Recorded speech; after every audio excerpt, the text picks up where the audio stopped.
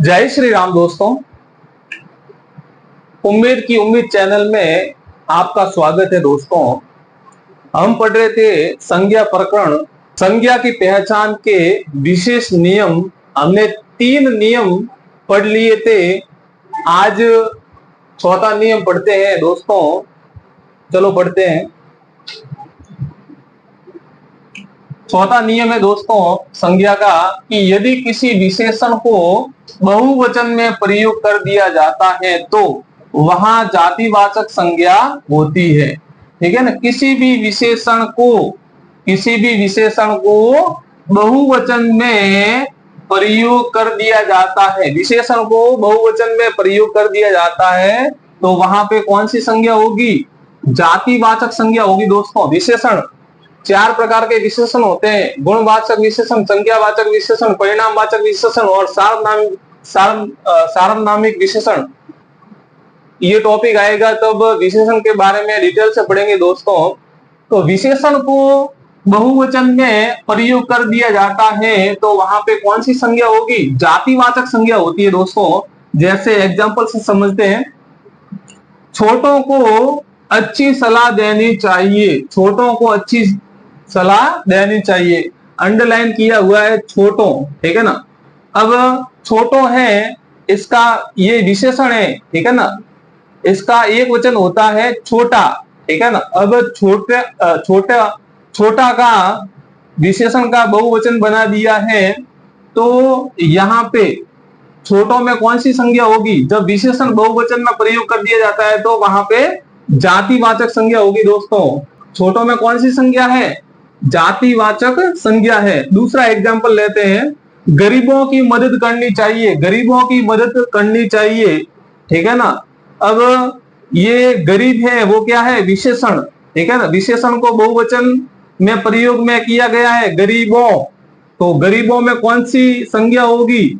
जब विशेषण को बहुवचन में प्रयोग में लिया जाता है तो जातिवाचक संज्ञा होगी। तो गरीबों में कौन सी संज्ञा है? जातिवाचक संज्ञा है दोस्तों। अगला एग्जांपल लेते हैं। कमजोरों को नहीं सताना चाहिए। कमजोरों को नहीं सताना चाहिए। अंडरलाइन किया हुआ शब्द है कमजोरों। ठीक है ना। तो कमजोर ये भी क्या है? विशेषण। कमजोर भी क्या है? विशेषण। कमजोर विशेषण है, इसको बहुवचन में प्रयोग किया गया है तो कमजोरों।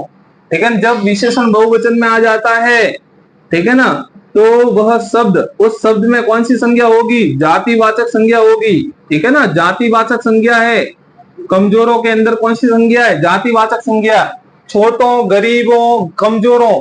ठीक है ना। इसका छोटा, गरीब और कमजोर ये सभी गुणवाचक विशेषण है। दोस्तों, ये सभी क्या है? गुणवाचक विशेषण है। और गुणवाचक विशेषणों को हमने बहुवचन में प्रयोग किया गया है तो जब भी कोई भी विशेषण हो, चाहे वह बहुवचन में प्रयोग कर दिया जाता है तो वहां पे उस शब्द में कौन सी संज्ञा होगी? जातिवाचक संज्ञा होगी। दोस्तों, 5वां नियम देखिए दोस्तों। व्यक्तिवाचक संज्ञा से भाववाचक संज्ञा का निर्माण नहीं किया जाता बल्कि वह विशेषण होता है। ठीक है ना। व्यक्तिवाचक संज्ञा से, ये लाइन ध्यान में रखना दोस्तों, कभी भी परीक्षा में आ सकती है। व्यक्तिवाचक संज्ञा से भाववाचक संज्ञा का निर्माण नहीं किया जा सकता। ठीक है ना। व्यक्तिवाचक संज्ञा से भाववाचक संज्ञा नहीं बन सकती बल्कि, ठीक है ना, बल्कि वह विशेषण होता है। जैसे भारत। ठीक है ना। भारत क्या है? व्यक्तिवाचक संज्ञा। भारत का विशेषण भारतीय। ठीक है ना। जोधपुर का विशेषण जोधपुरी। ठीक है ना। शिव का विशेषण शिव। जापान का विशेषण जापानी। तो ये सभी, ठीक है ना, व्यक्तिवाचक विशेषण, व्यक्तिवाचक संज्ञा से विशेषण का निर्माण हुआ है। तो ये सभी व्यक्तिवाचक संज्ञा से विशेषण बने हैं। छठा नियम है जातिवाचक संज्ञा से भाववाचक संज्ञा का निर्माण करना। ठीक है। जातिवाचक संज्ञा से भाववाचक संज्ञा का बनना कैसे बनती है? बच्चा। बच्चा क्या है? जातिवाचक संज्ञा है और इसकी भाववाचक संज्ञा बनेगी बचपन। ठीक है ना। पीछे क्या जुड़ा है? बचपन, पन जुड़ा है। जिस शब्द के पीछे पन जुड़ता है वह भाववाचक संज्ञा होती है दोस्तों। शहर जातिवाचक संज्ञा, भाववाचक संज्ञा बनेगी शहरीय, ठीक है ना। लड़का जातिवाचक संज्ञा, भाववाचक संज्ञा बनेगी लड़का का लड़कपन। युवक, ठीक है ना, इसके पीछे भी क्या आया है, पन आया है। पन आया है तो शब्द के पीछे पन आना, पन आता है तो भाववाचक संज्ञा। दोस्तों समझ लो, युवक, युवक जातिवाचक संज्ञा है, इसका भाववाचक होगा यौवन। क्या होगा, यौवन। युवक का भाववाचक संज्ञा यौवन। गुरु, गुरु है जातिवाचक संज्ञा, गुरु का भाववाचक संज्ञा, गुरु की भाववाचक संज्ञा होगी गुरुता या गुरुत्व, गुरुता या गुरुत्व। देखिए दोस्तों, पीछे अगर शब्द के पीछे त्व जुड़ जाता है तो वह भी भाववाचक संज्ञा, उस शब्द के भी अंदर भाववाचक संज्ञा होती है। तो त्व जुड़ा है भाववाचक संज्ञा दोस्तों, गुरु का गुरुता या गुरुत्व, और पीछे अगर ता जुड़ता है, ठीक है, तो भी भाववाचक संज्ञा होती है दोस्तों। पन, ता, त्व ये सभी शब्द के पीछे जुड़ते हैं तो भाववाचक संज्ञा होगी। बंधु, बंधुत्व, पीछे क्या जुड़ा है, त्व, भाववाचक संज्ञा। बंधु क्या है, जातिवाचक संज्ञा, जातिवाचक संज्ञा से भाववाचक संज्ञा बनेगी बंधुत्व। ईश्वर जातिवाचक संज्ञा से भाववाचक संज्ञा बनेगी ऐश्वर्य, ईश्वर से ऐश्वर्य भाववाचक संज्ञा। शिष्य जातिवाचक संज्ञा से भाववाचक संज्ञा बनेगी शिष्यत्व। पीछे क्या जुड़ा है, त्व, भाववाचक संज्ञा, पीछे शब्द के पीछे त्व जुड़ जाता है भाववाचक संज्ञा। शिशु, शिशु जातिवाचक संज्ञा, जातिवाचक संज्ञा शिशु से इसकी भाववाचक संज्ञा होगी शैशव या शिशुता, पीछे ता जुड़ा है भाववाचक संज्ञा है दोस्तों। शब्द के पीछे ता जुड़ना यानी कि भाववाचक संज्ञा। पिता, पिता, पिता जातिवाचक संज्ञा से भाववाचक संज्ञा का निर्माण होगा पितृत्व, पितृत्व पीछे जुड़ा है त्व, त्व आ गया भाववाचक संज्ञा। खेत, खेत क्या है, जातिवाचक संज्ञा से भाववाचक संज्ञा क्या बनेगी, खेत से खेती, खेत से खेती। हिंदू जातिवाचक संज्ञा से बनेगी भाववाचक संज्ञा हिंदुत्व, पीछे त्व जुड़ा है, त्व जुड़ गया भाववाचक संज्ञा। दास, दास जातिवाचक संज्ञा से भाववाचक संज्ञा का निर्माण होगा दासता, पीछे क्या जुड़ा है, ता, ता आ गया तो भाववाचक संज्ञा। ठाकुर, ठाकुर जातिवाचक संज्ञा से भाववाचक संज्ञा बनेगी ठकुराई, ठकुराई, ठाकुर से ठकुराई। तो नेक्स्ट देखते हैं सातवां, सातवां नियम क्या है, सर्वनाम से भाववाचक संज्ञा का निर्माण। सर्वनाम से भाववाचक संज्ञा का निर्माण, सर्वनाम ये सारे के सारे क्या है, सर्वनाम है, इधर वाले सारे सर्वनाम है दोस्तों, ध्यान रखना। सर्वनाम अपना, निज, मम, सर्व, आत्म ये सभी क्या है, सर्वनाम। सर्वनाम से भाववाचक संज्ञा का निर्माण कैसे होता है, अपना, अपना है वो सर्वनाम है। कौन सा सर्वनाम है, निजवाचक सर्वनाम है अपना। अपना निजवाचक सर्वनाम से भाववाचक संज्ञा बनेगी अपनापन, पीछे क्या जुड़ा है, पन, शब्द के पीछे पन जुड़ जाता है तो भाववाचक संज्ञा अपना से अपनापन। निज सर्वनाम, निज भी कौन सा सर्वनाम है, निजवाचक सर्वनाम, ठीक है ना। निज से निजता, निजत्व, निज से निजता, पीछे ता और त्व, शब्द के पीछे ता और त्व जुड़ जाता है भाववाचक संज्ञा, ठीक है ना। निज ये सर्वनाम है, इससे भाववाचक संज्ञा बनेगी निजता और निजत्व। मम दोस्तों ध्यान रखना, यह परीक्षा में बार बार आता है। मम क्या है, सर्वनाम है। मम क्या है, सर्वनाम है मम, ठीक है ना। मम क्या है, सर्वनाम। मम सर्वनाम से भाववाचक संज्ञा बनेगी ममत्व, ममत्व पीछे त्व जुड़ा है भाववाचक संज्ञा। ममता पीछे ता जुड़ा है भाववाचक संज्ञा, शब्द के पीछे त्व ता आ जाता है भाववाचक संज्ञा। मम सर्वनाम से भाववाचक संज्ञा बनती है ममत्व या फिर ममता।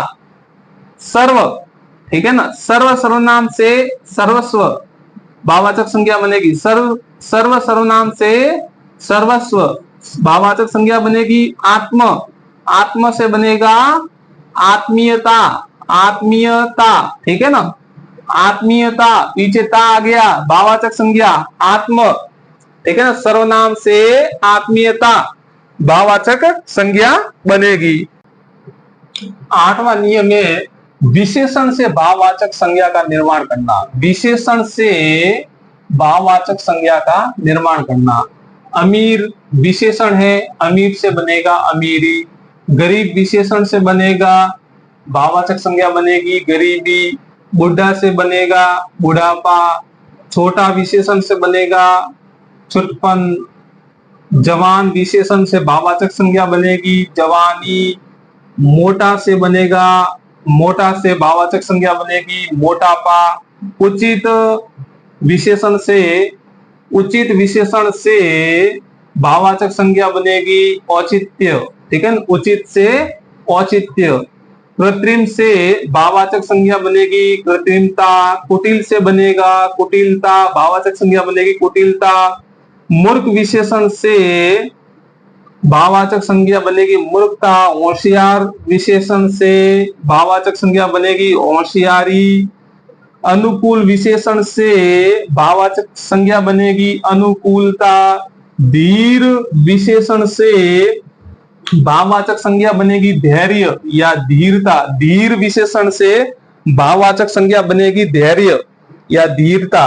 चालक विशेषण से भाववाचक संज्ञा बनेगी चालाकी। देखिए दोस्तों, भाववाचक संज्ञा जिसमें इसमें ही देख लो, सभी में ई की मात्रा लगी हुई है। सभी में लगभग ई की मात्रा लगी हुई है। यहाँ पे भी, यहाँ पे भी, यहाँ पे भी ई की मात्रा लगी हुई है। जहां पे अगर ई की मात्रा लग जाए पीछे, शब्द के पीछे, तो और पन शब्द शब्द के पीछे लग जाए तो, और ता अगर शब्द है पीछे, शब्द के पीछे लग जाए तो, और त्व शब्द के पीछे लग जाए तो भाववाचक संज्ञा होगी लगभग शब्दों में। ठीक है ना। जिन शब्दों के पीछे ई प्रत्यय लगा हुआ हो, पन लगा हुआ हो, ता लगा हुआ हो या त्व लगा हुआ हो, उन शब्दों में लगभग सभी में भाववाचक संज्ञा होगी दोस्तों। 9वां नियम देखिए, क्रिया से भाववाचक संज्ञा का निर्माण। क्रिया से भाववाचक संज्ञा कैसे बनती है? पढ़ना क्रिया से बनेगी भाववाचक संज्ञा पढ़ाई। लिखना क्रिया से बनेगी भाववाचक संज्ञा लिखावट। हंसना क्रिया से बनेगी भाववाचक संज्ञा हंसी। हंसना से भाववाचक संज्ञा क्या बनेगी? हंसी। चुनना से भाववाचक संज्ञा बनेगी चुनाव। झगड़ना से भाववाचक संज्ञा बनेगी झगड़ा। घबराना से भाववाचक संज्ञा घबराहट। चढ़ना से भाववाचक संज्ञा बनेगी चढ़ाई। लड़ना से भाववाचक संज्ञा बनेगी लड़ाई। मुस्कुराना से भाववाचक संज्ञा बनेगी मुस्कुराहट। थकना से भाववाचक संज्ञा बनेगी थकावट। कटना क्रिया से भाववाचक संज्ञा बनेगी कटाई। ठीक है ना। यहाँ पे देखिए दोस्तों, ये दो शब्द, ठीक है ना। काटना, काटना क्रिया से भाववाचक संज्ञा बनेगी कटाई। और कटना दूसरा शब्द है कटना। कटना क्रिया से भाववाचक संज्ञा बनेगी कटाव। ठीक है ना। कटना से कटाव और काटना से कटाई। ठीक है ना। ये भाववाचक संज्ञा बनेगी इन क्रियाओं से। खींचना, खींचना क्रिया से भाववाचक संज्ञा बनेगी खिंचाव। ठीक है ना। चिल्लाना क्रिया से भाववाचक संज्ञा बनेगी चिल्लाहट। गिरना क्रिया से भाववाचक संज्ञा बनेगी गिरावट। कमाना क्रिया से भाववाचक संज्ञा बनेगी कमाई। गिनना क्रिया से भाववाचक संज्ञा बनेगी गिनती। गुर्राना क्रिया से भाववाचक संज्ञा बनेगी गुर्राहट। उबलना क्रिया से भाववाचक संज्ञा बनेगी उबाल। हारना क्रिया से भाववाचक संज्ञा बनेगी हार। खोजना क्रिया से भाववाचक संज्ञा बनेगी खोज। कसना क्रिया से भाववाचक संज्ञा बनेगी कसाव। गिड़गिड़ाना क्रिया से भाववाचक संज्ञा बनेगी गिड़गिड़ाहट। गरजना क्रिया से भाववाचक संज्ञा बनेगी गर्जन। क्या बनेगी? गर्जना क्रिया से भाववाचक संज्ञा बनेगी गर्जन। मिलना क्रिया से भाववाचक संज्ञा बनेगी मेल। तो ये सभी नियम थे दोस्तों संज्ञा प्रकरण। आज हमारा ये टॉपिक पूरा हो रहा है। मैंने शून्य से लेकर उच्च स्तरीय तक संज्ञा मैंने आपको पढ़ा दी है दोस्तों। इससे बाहर जाने वाला एक भी सवाल नहीं है दोस्तों। तो दोस्तों कैसी लगी क्लास? अगर अच्छी लगी हो तो इस चैनल को भी आगे बढ़ाएं। धन्यवाद।